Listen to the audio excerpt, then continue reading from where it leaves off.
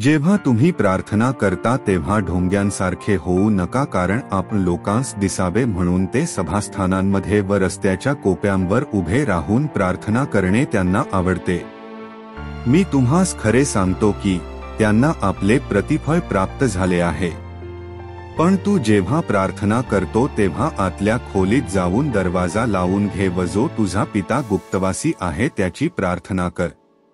मग तुझा स्वर्गीय पिता जो गुप्तदर्शी आहे तो तुला प्रतिफळ देईल। आणि जेव्हा तुम्ही प्रार्थना करता तेव्हा परराष्ट्रीय लोकांसारखी निरर्थक बडबड करू नका, कारण आपण फार बोलल्याने आपले म्हणणे ऐकले जाईल असे त्यांना वाटते।